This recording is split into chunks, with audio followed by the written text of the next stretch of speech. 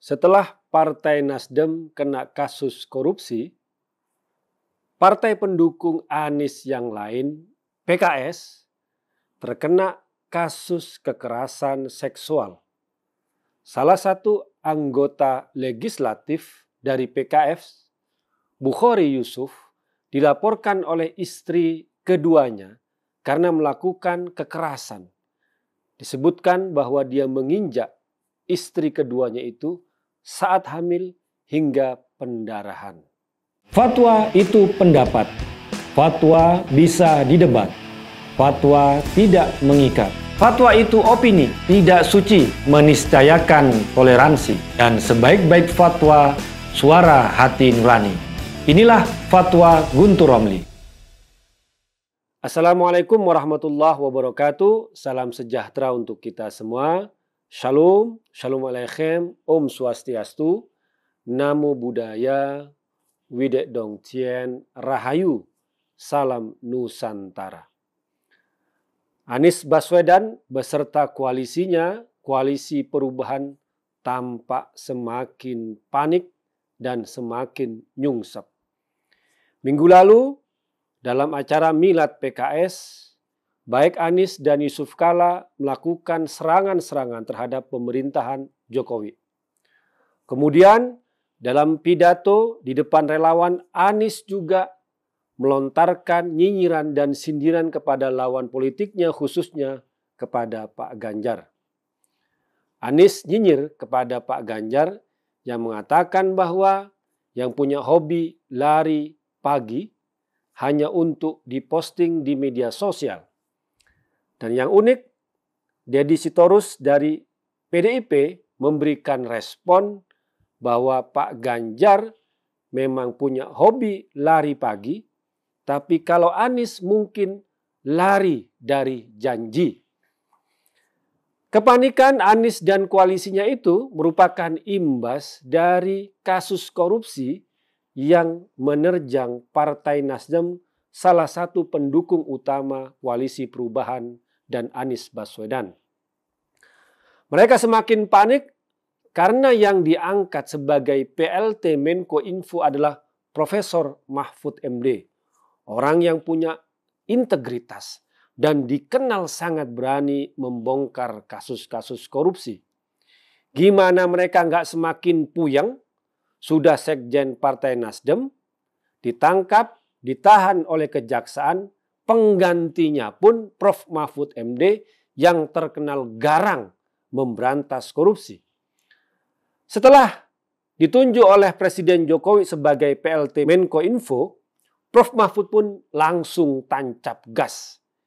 Dia telah memerintahkan Irjen Kominfo yang baru untuk menelusuri kemana aliran duit 8 triliun yang disebutkan angka rugi dari kasus korupsi BTS. Menurut Prof. Mahfud MD, ada 2 triliun yang sudah dibelanjakan, tapi tidak layak. Nah, sisanya ini menguap kemana?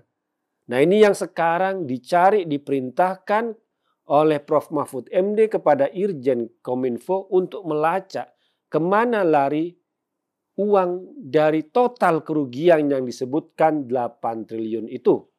Nah, kita tunggu saja. Belum selesai kasus korupsi yang menerjang Partai Nasdem, Anies tambah puyeng karena saat ini PKS pun juga terkena kasus kejahatan, kekerasan, pidana seksual. Disebutkan salah satu anggota legislatif PKS yang bernama Bukhari Yusuf dilaporkan oleh istri keduanya. Sebelumnya disebutkan dilaporkan ke kepolisian pada bulan November tahun 2022. Namun hingga saat ini masih dalam tahap penyelidikan. Kemudian melalui kuasa hukumnya, istri kedua dari Bukhari Yusuf itu melaporkan kepada Mahkamah Kehormatan Dewan (MKD). Disebutkan Bukhari Yusuf menurut keterangan kuasa hukum dari istri keduanya telah melakukan penganiayaan kekerasan terhadap istri kedua Bukhari Yusuf. disebutkan bahwa katanya ada kekerasan dari hubungan seks yang tidak wajar, kemudian juga ada kekerasan seperti gigitan, kemudian juga sampai katanya diinjak ketika hamil, sampai pendarahan. Cerita yang sangat seram dan juga yang bikin kita sedih sekaligus marah mendengar peristiwa itu. Ketika awal berita ini tersiar melalui media kumparan, Bukhari Yusuf yang diminta tanggapan mengatakan bahwa itu adalah fitnah. Tapi kemudian PKS memberikan respon yang tegas akan melakukan PAW. Kemudian disebutkan Bukhari Yusuf katanya mengundurkan diri sebagai anggota legislatif. Yang menarik adalah PKS termasuk partai yang secara konsisten menolak, waktu itu disebutkan sebagai rancangan undang-undang tindak pidana kekerasan seksual. PKS adalah partai yang menolak undang-undang tersebut. Kemudian salah satu orang yang terlibat dalam penolakan undang-undang tersebut adalah Bukhari Yusuf yang saat ini dilaporkan oleh istrinya yang kedua karena melakukan penganiayaan kekerasan seksual terhadapnya. Atas dasar ini maka tidak akan lepas dari citra negatif yang bisa dialamatkan kepada koalisi perubahan yang mengusung Anies Baswedan. Nasdem masih berkutat di kasus korupsi, kemudian PKS kena kasus KDRT ataupun juga kasus kekerasan seksual. Dan ini sebenarnya juga hanya melengkapi kasus-kasus sebelumnya. Pada tahun 2019 ada salah satu caleg dari PKS, kalau tidak salah dari Sumatera Barat, yang ditangkap karena melakukan kekerasan seksual kepada putrinya sendiri. Nah, silakan cek di Google namanya siapa, kejadiannya apa, silahkan. Kemudian kasus yang lain ketika Presiden PKS ditangkap kasus korupsi, waktu itu ada orang dekatnya yang bernama Ahmad Fatona yang dikenal dipanggil sebagai Ustadz di kalangan PKS, ditangkap karena juga bersama seorang wanita yang bukan istrinya sendiri. Nah, dari kasus-kasus ini kita juga bisa bertanya, khususnya kepada Wakil Ketua MUI Anwar Abbas yang menolak konser Coldplay di Indonesia yang katanya akan merusak soal moral negeri ini. Kita tanyakan ke dia, wahai Pak Anwar Abbas, apakah kasus seperti Bukhari Yusuf ini karena dia suka nonton musik Coldplay atau hal yang lain? Kita bisa tanya.